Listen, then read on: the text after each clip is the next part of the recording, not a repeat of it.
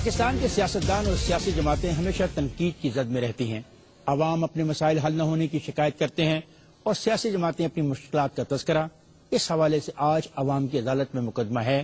پاکستان کی بڑی سیاسی جماعتیں عوام کے مسائل حل کرنے میں ناکام ہو چکی ہیں۔ مقدمہ کی حمایت میں دلائل دیں گے ڈاکٹر فرخ سلیم تجزیہ کار، اور ان کے ساتھ تشریف رکھتے ہیں پروفیسر محمد ابراہیم خان، اور مقدمہ کی مخالفت میں دلائل دیں گے آیت اللہ درانی، ممبر قومی اسمبلی پاکستان پیپلز پارٹی، اور ان کے ساتھ تشریف رکھتے ہیں ریاض فتیانہ، ممبر قومی اسمبلی پاکستان مسلم لیگ کا اعزازم۔ اس سے پہلے کہ ہم بحث کا آغاز کریں، میں ہال میں موجود جوری سے درخواست کروں گا کہ وہ آج کے مقدمے کی حق یا مخالفت میں ووٹ کریں۔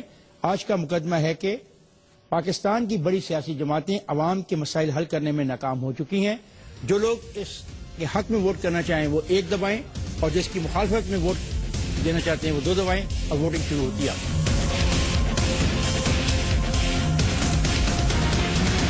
مقدمہ کے آغاز میں ہونے والی ووٹنگ میں 75% نے پاکستان کی بڑی سیاسی جماعتیں عوام کے مسائل حل کرنے میں ناکام ہو چکی ہیں کہ حق میں ووٹ دیا ہے، جبکہ 25% نے اس کی مخالفت میں ووٹ ڈالا ہے۔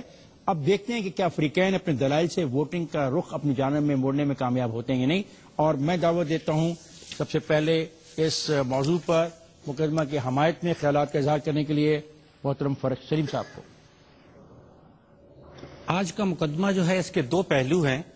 پاکستان کی بڑی سیاسی جماعتیں پہلا پہلو، اور دوسرا ہے عوام کے مسائل۔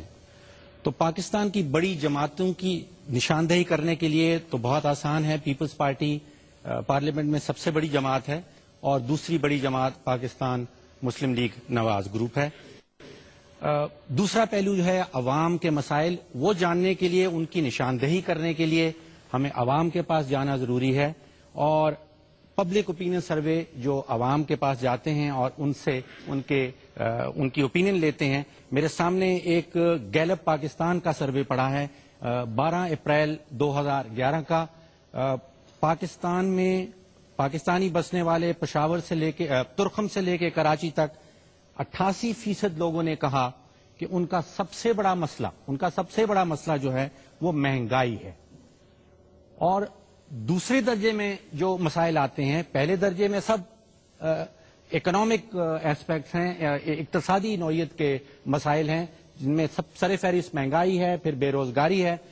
دوسرے درجے کے مسائل میں سیکیورٹی، سیفٹی اینڈ سیکیورٹی، شخصی تحفظ، فزیکل سیکیورٹی، یہ 2 بڑے مسائل پاکستانی کہتے ہیں کہ ان کے سب سے بڑے مسائل ہیں۔ اب پہلے مسئلے پہ آ جائیں۔ مہنگائی کا مسئلہ جو ہے، 25 مارچ سن 2008 وہ دن تھا جب یوسف رضا گیلانی صاحب حلف اٹھا رہے تھے وزارت عظمیٰ کا۔ اس دن ٹماٹر 28 روپے کلو بک رہے تھے، آج ٹماٹر 80 روپے کلو ہیں۔ اس دن پیاز 16 روپے کلو تھے، آج پیاز 70 روپے کلو ہیں۔ اس دن چینی 33 روپے کلو تھی، آج 80 روپے کلو ہے۔ تو میرا کہنا یہ ہے کہ ہماری سب سے بڑی جماعت، جو کہ حکمران جماعت بھی ہے، وہ پاکستانیوں کا سب سے بڑا مسئلہ جو ہے اس کو حل کرنے میں ناکامیاب رہی ہے۔ شکریہ، آپ کے 2 منٹ پورے ہو گئے۔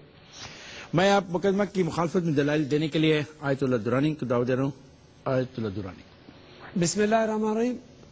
دیکھیں، اس مقدمے کا عنوان تو صرف بڑی سیاسی جماعتیں ہیں۔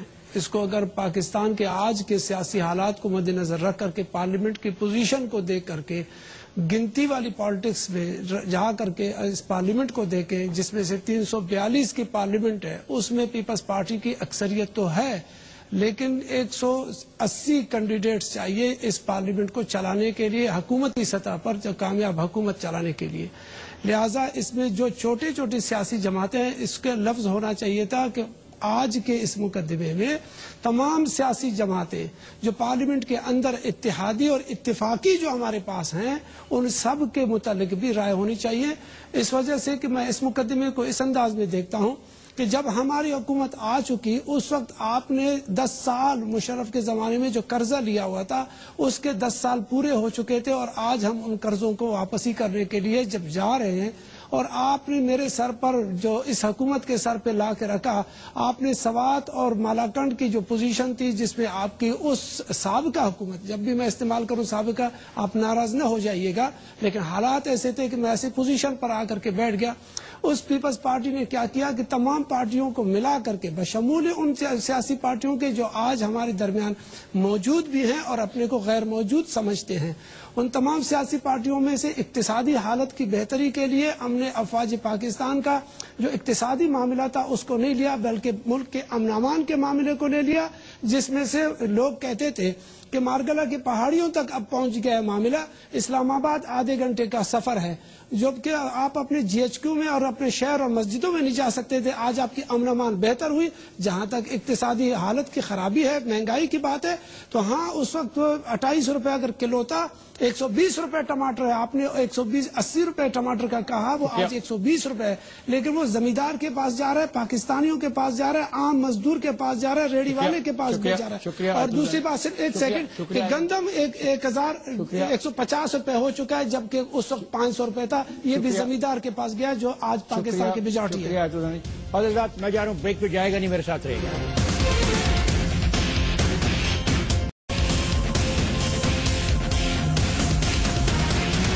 ویلکم بیک حضرات، اور اب مقدمہ کی حمایت میں دلائل دیں گے پروفیسر محمد ابراہیم خان. جناب، میں پہلی بات تو عرض کرنا چاہوں گا کہ عوامی مسائل میں ڈاکٹر فرخ حلیم صاحب نے مہنگائی اور بے روزگاری کے مسئلے کو نمبر 1 پہ رکھا. میں سمجھتا ہوں جان اور مال کا تحفظ جو ہے وہ نمبر 1 ہے. اور مجھے حیرانگی ہوئی حیات اللہ درانی صاحب کی اس بات سے کہ وہ کہتے ہیں کہ امن و امان کے مسائل ہم نے حل کر دیے. آپ ذرا آج کا اخبار اٹھا کر دیکھ لیجئے، سب سے زیادہ خبریں اس میں جان اور مال کے خلاف ہونے والے واقعات ہیں. جان اور مال کو کوئی حفاظت اور تحفظ اس حکومت نے فراہم نہیں کی. اس وقت عوام خود اپنے جان اور مال کی حفاظت پہ مجبور ہیں، حکومت کی طرف سے ان کو جان اور مال کا تحفظ فراہم نہیں ہو رہا. پھر وہ کہتے ہیں کہ ہمیں 180 ممبر چاہیے. اگر آپ کو مطلوبہ تعداد فراہم نہیں ہے تو آپ اقتدار سے کیوں چمٹے ہوئے ہیں؟ آپ دوبارہ عوام کے پاس جائیے، عوام سے کہہ دیجئے کہ اس وقت ہمیں کم ممبر ملے ہیں اور ہمیں زیادہ ممبر دیجئے، تب ہم آپ کے مسائل حل کریں گے. آپ اقتدار کو تو چھوڑنے کے لیے تیار نہیں ہے اور روزانہ کہتے ہیں کہ ہم نے مسائل حل کر دیے. اور تیسری بات میں عرض کرنا چاہوں گا کہ صرف پیپلز پارٹی نہیں، ماضی کی بڑی جماعتیں اس وقت اقتدار میں، پیپلز پارٹی اس سے پہلے جو اقتدار میں رہے انہوں نے بھی مسائل حل نہیں کیے. مسائل روز بروز بڑھتے جا رہے ہیں اور گٹ نہیں رہے. اس لیے مسلم لیگ نون بھی اس میں شامل ہے کہ انہوں نے بھی عوامی مسائل حل نہیں کیے. عوامی مسائل کو فروغ ملا ہے اور کاف لیگ کے دور میں بھی عوامی مسائل حل نہیں ہوئے. عوامی مسائل بڑے ہیں. پیپلز پارٹی اگر یہ چاہتی ہے کہ وہ عوامی مسائل حل کرنے کی پوزیشن میں آئے اور وہ چھوٹی جماعتوں کو بلیک میلنگ سے نکلیں، تو پھر اس کے لیے چاہیے کہ وہ دوبارہ مینڈیٹ عوام کو دے دیں اور عوام سے باری مینڈیٹ لے کے وہ آئیں، اور اس کے بعد پھر شاید وہ مسائل حل کرنے کی، یہ پھر عوام کا فیصلہ ہے کہ وہ دوبارہ ان کو مینڈیٹ دیتے ہیں یا نہیں دیتے. لیکن یہ گلا اور شکوہ کہ چونکہ ان کو مینڈیٹ یہ نہیں ملے ممبر، اس لیے وہ عوامی مسائل حل نہیں کر پا رہے. میں سمجھتا ہوں بے روزگار مہنگائی کا مسئلہ بھی جوں کا تو ہے بلکہ زیادہ پیچیدہ اور گمبھیر ہوا ہے. اور اسی طرح شکریہ. میں مقدمہ کی مخالفت میں دلائل دینے کے لیے ریاض فتیانہ صاحب آپ کو گزارش کر رہا ہوں. خیر بھائی، ہر شخص کی خواہش ہے کہ اس ملک میں خوشحالی ہو اور انصاف. خوشحالی اور انصاف آئے گی گڈ گورننس سے، اور گڈ گورننس آئے گی ڈیموکریسی سے، کیونکہ بڑا پازیٹو کوریلیشن ہے اکنامک گروتھ اور ڈیموکریسی میں. اور گڈ گورننس آئے گی ڈیموکریسی سے، اور ڈیموکریسی آئے گی مضبوط، فعال، مؤثر سیاسی جماعتوں سے. اور سیاسی جماعتیں تبھی مؤثر اور فعال ہوں گی جب یہاں پر سسٹینیبلٹی ہوگی، استحکام ہوگا جمہوریت میں. اگر آپ ایک پودا لگائیں، 8 سال بعد اس کو اوپر سے کاٹ دیں تو کبھی بھی تاناور درخت نہیں بن سکتا، ہر دفعہ وہ نئے سرے سے ابھرے گا. اس لیے یہاں پہ 66 برسوں میں 33 سال غیر جمہوری قوتوں کی حکومت رہی اور 4 مارشل لا لگائے. جب بھی مارشل لا آیا ملک کو نقصان پہنچا. کبھی مشرقی پاکستان بنگلہ دیش بنا، کبھی بلوچستان میں علیحدگی کی تحریک اٹھی، کبھی کے پی پراونس میں انتہا پسندی کی اور دہشت گردی کی گروتھ ہوئی. اور اس کے ساتھ آپ دیکھیں سیاسی کارکنوں کو کوڑے مارے گئے، ان کو سزائیں دی گئیں، پھانسیاں تک دی گئیں اس ملک میں.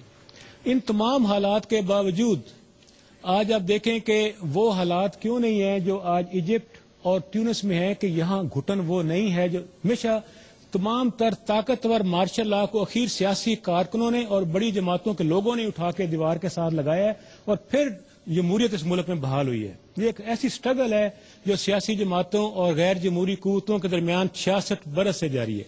اس لیے میں سمجھتا ہوں اس ملک میں اگر آپ توقع رکھتے ہیں کہ سیاسی جماعتیں ڈیلیور کریں، آپ پڑوسی ملک کی مثال دے سکتا ہوں کہ وہاں آج کیوں اکنامک گروتھ ہے، اس لیے کہ وہاں سسٹینیبلٹی ہے، مسلسل جمہوریت ہے، غیر جمہوری قوتوں کی مداخلت نہیں ہے.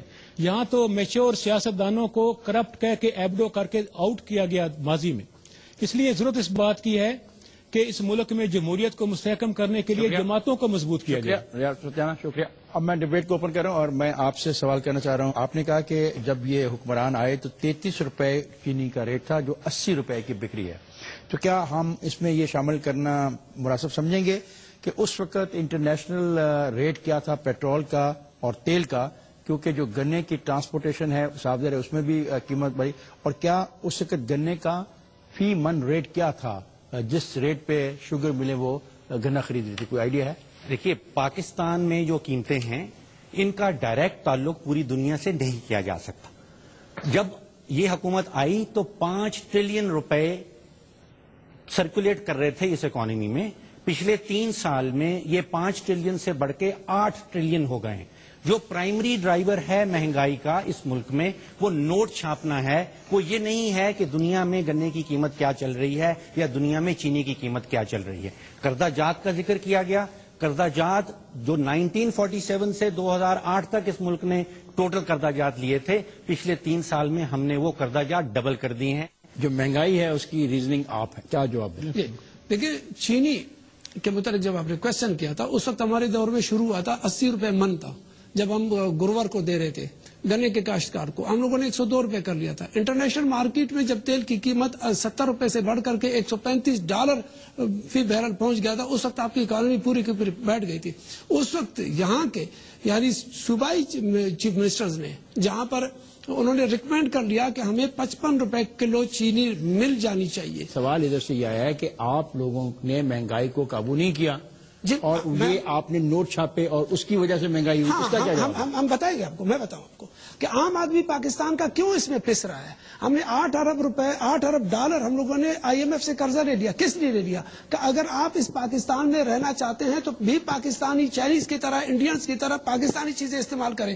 کل آپ جو ہے نا وہ استعمال کرتے تھے شیونگ کریم کے بجائے شیونگ وہ پرفیوم کے بجائے وہ کیا کہتے ہیں اس کو پٹکڑی استعمال کرتے تھے. آپ پٹکڑی استعمال کریں. میں 8 ارب ڈالر ابھی امپورٹ کا جو ہے واپس کر دوں گا جو سود پر ہم نے لیا ہوا ہے IMF سے، ہم واپس کریں گے.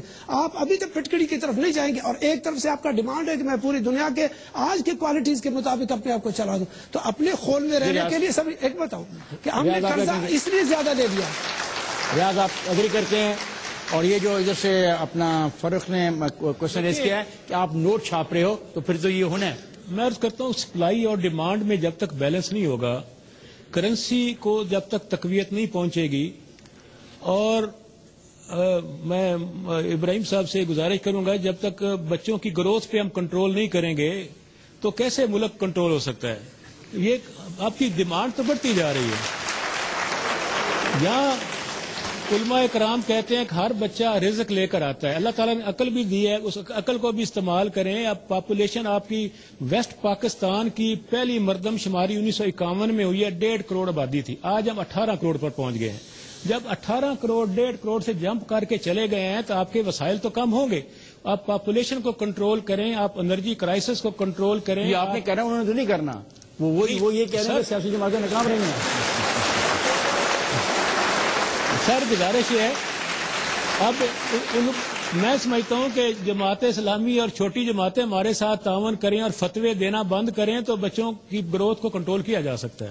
کوئی ایسی ناممکن بات نہیں ہے. آیت اللہ درانی نے کہا کہ ہم نے بہت قابو پا لیا، لیکن ابراہیم نے کہا نہیں، آپ لا اینڈ آرڈر پہ قابو نہیں پائے. اور آج بھی اگر اخبار آج کا دیکھیں تو اپنا پروفیسر محمد ابراہیم کے مطابق آپ کو جان و مال کے تحفظ کی نفی نظر آتی ہے. میں آپ کو کھول کے بتا دوں کہ ہماری حکومت ہے، ہم ممبرز آ کر کے بیٹھ جاتے ہیں ایز اے منسٹر لیکن 60 سال سے کیا ہوا ہے؟ پاکستان پیپلز پارٹی کا کوئی جج نہیں ہے، کوئی سیکٹریز ہمارے آتے نہیں ہیں، اور فوج میں ہمارے بندے بھرتی نہیں ہوتے، کیونکہ ہم روٹی کپڑا مکان کے نعرے لگانے والے، ریڑھی کے اور مزدور کے اور اس کی نمائندگی، لیبر کی نمائندگی کرنے والے پارٹی ہیں۔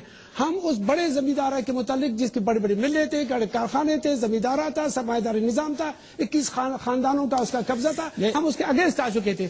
ہم لوگوں کا کام یہ ہے کہ جو سیکٹری ہے، جو ڈیفالٹ ہے اس پاکستان میں آپ کو صرف اس کو ہو سکتا ہے اس ڈیبیٹ سے ہٹ کر کے آپ کا 2 منٹ میں لے لوں۔ نہیں، وہ 2 منٹ ہم آپ کو دے نہیں سکتے نا۔ آپ قانون میں تھوڑا سا نظریہ ضرورت کے تحت مجھے دے دیں۔ اب یہ ہے کہ میں ایسی ہے نا کہ جب آپ دیکھتے ہیں کہ ڈکٹیٹرز آ جاتے ہیں، آپ یہ کہنا چاہ رہے ہو، میں آپ کے ثانی پیدا